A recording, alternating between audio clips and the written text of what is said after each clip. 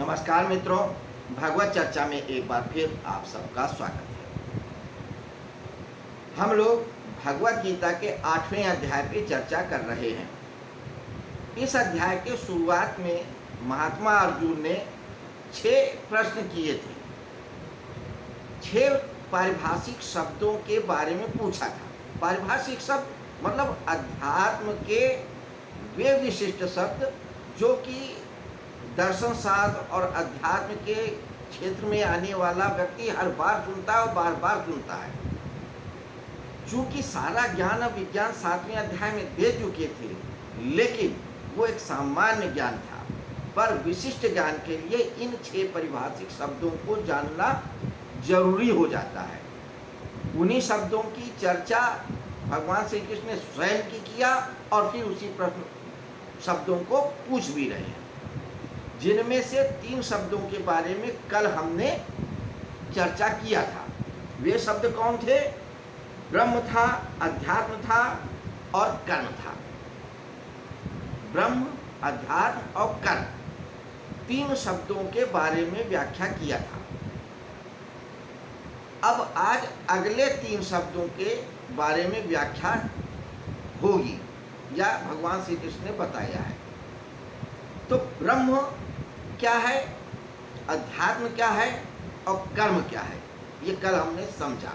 Revision के लिए एक बार फिर याद कर लेते हैं, जान लेते हैं। ब्रह्म वह है जो चारों तरफ हमारे व्याप्त है, जो हर जगह है और इंद्रियों से परे है और इंद्रियों के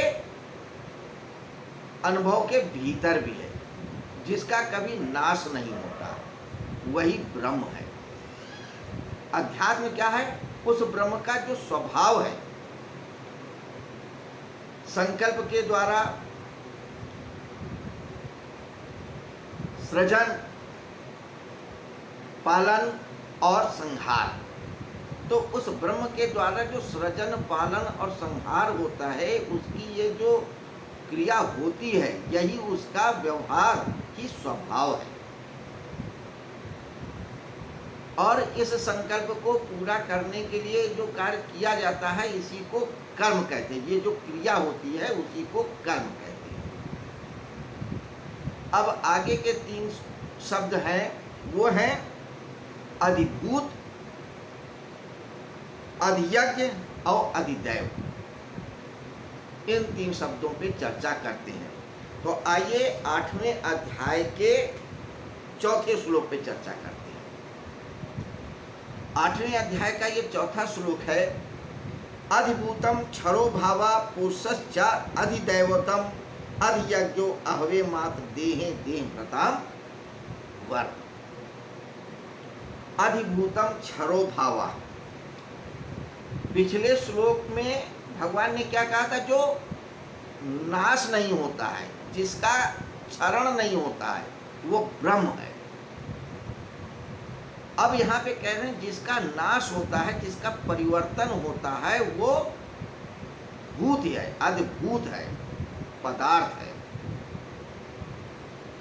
वैशेषिक दर्शन में इन्हीं पदार्थों का तो विवेचन किया है।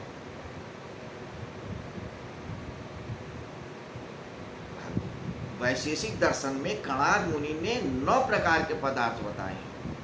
पंच महाभूत, क्षित जल पावक गगन समीरा, मन, बुद्धि, अहंकार और आत्मा, ये 9 पदार्थ बताए हैं, या द्रव्य कह सकते हैं। तो द्रव्य, गुण, कर्म, सामान्य, विशेष, समवाय, ये 6 पदार्थ हैं। उनमें 9 प्रकार के द्रव्य हैं जिन्हें भूत कह सकते हैं।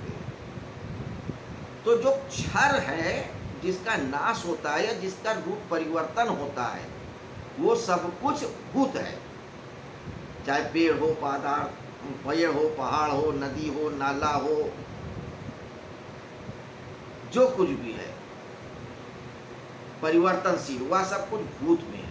और जो हमारे ज्ञानेंद्रियों, कर्मेंद्रियों के अनुभव में आ पाता है, वह सब कुछ अधिभूत है।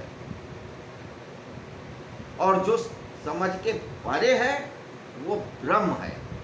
तो कृष्ण भगवान ने पिछले अध्याय में यही तो कहा कि मेरा जो पूरा का पूरा क्रियाकलाप है, जो सत्ता है, वो दो भागों में, परा और अपरा। जो परा है वो जीव रूपी है, जीव रूपी है, और अपरा जो है जड़ रूपी है। एक चैतन्य है और एक जड़ है। तो यहाँ पर भी कह रहे हैं कि जो जड़ है वह हमारा अधिभूत है, जो स्वरूप है, जो हिस्सा मेरा जड़ स्वरूप है, उसे अधिभूत जानो, वो परिवर्तनशील है। और मेरा जो हिस्सा अपरिवर्तनशील है, नाश नहीं होने वाला है, वही ब्रह्म है।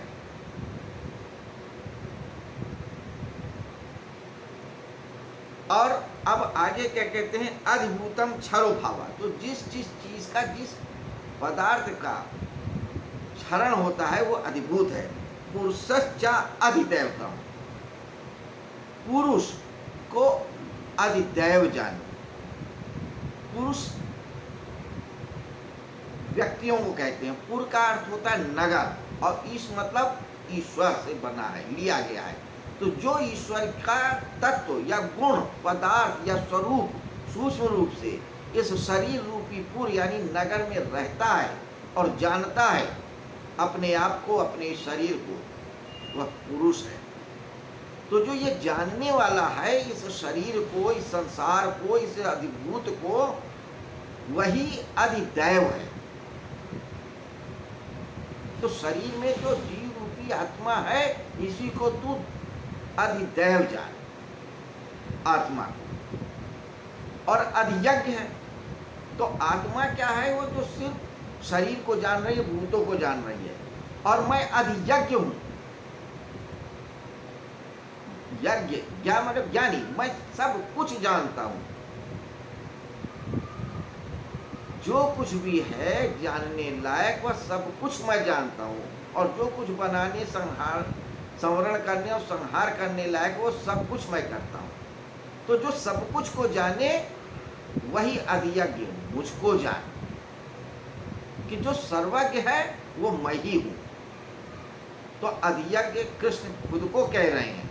अधिदैव व्यक्ति या मनुष्य के अंदर जो आत्मा रूप तत्व है, आत्म तत्व, उसको कह रहे हैं। और जो जड़ सत्ता है उसको अधिभूत बता रहे हैं।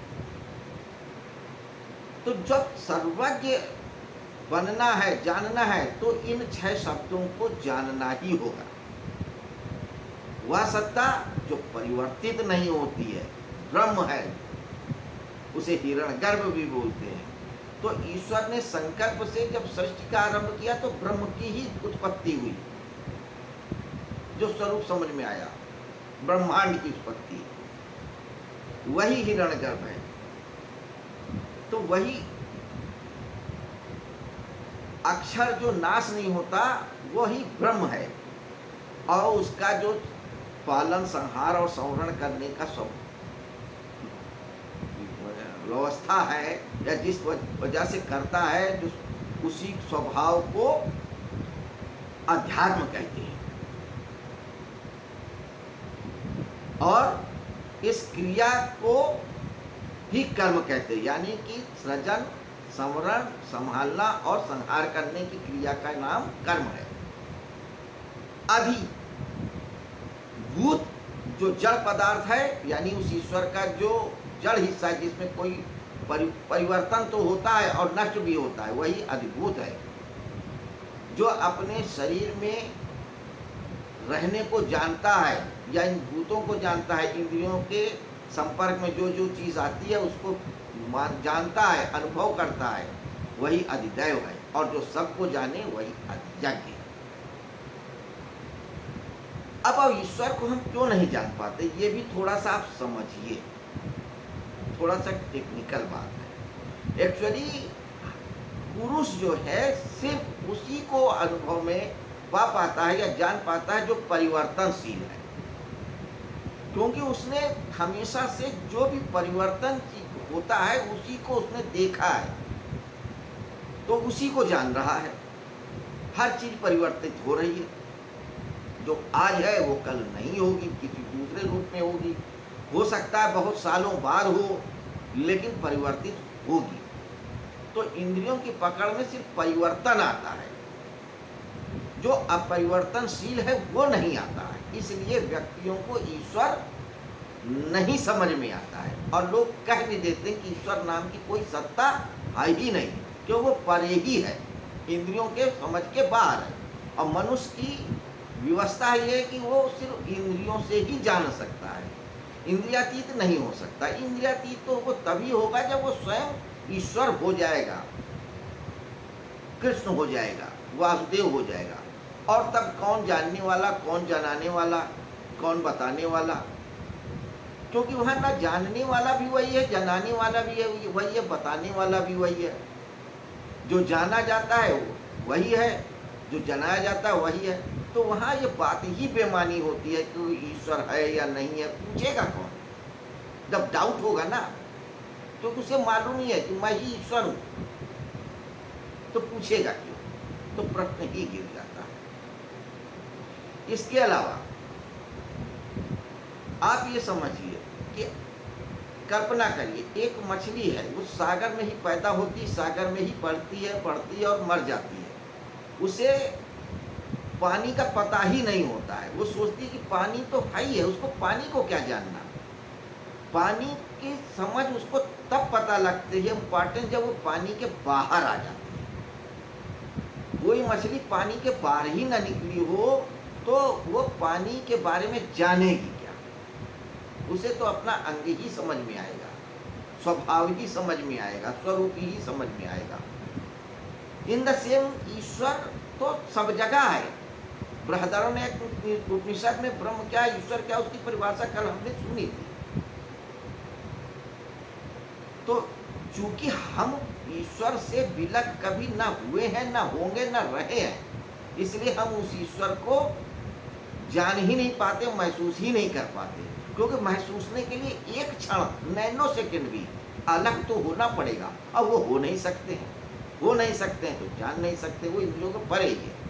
वो समझ अनुभव तभी आएगा जब ऊपर वाले का या ईश्वर का साध होगा, उनकी कृपा होगी, जब आप उसके भक्त होंगे, जब आप उसके शरण में होंगे, जब आप उनको सर्वस्व जानेंगे कि वासुदेव सर्वम, तभी वो आपकी रीच में आ पाएगा, समझ में आ पाएगा, अनुभव में आ पाएगा। उसके पहले कदापि नहीं। उसके पहले जो कुछ भी समझ में आएगा वो परिवर्तनशील होगा। तो मित्रों, ये थी छोटी सी व्याख्या या छोटी सी कमेंट्री भगवद गीता के 8वें अध्याय यानी अक्षर ब्रह्म योग के 4थे श्लोक पे। अब आगे इस न नष्ट होने वाले अक्षर ब्रह्म के बारे में भगवान श्री कृष्ण इस अध्याय में क्या बताएंगे अगले श्लोक में, और क्या बताते रहेंगे इन 28 श्लोकों के अक्षर ब्रह्म नामक 8वें अध्याय में, ये हम क्रमशः देखेंगे। लेकिन कल हम 5वें श्लोक पे चर्चा करेंगे। आज हम अपनी वार्ता को यहीं पे विराम देते हैं। कल फिर मिलेंगे इसी जगह, इसी समय। तब तक के लिए आज्ञा चाहूँगा। नमस्कार, शुभ रात्रि।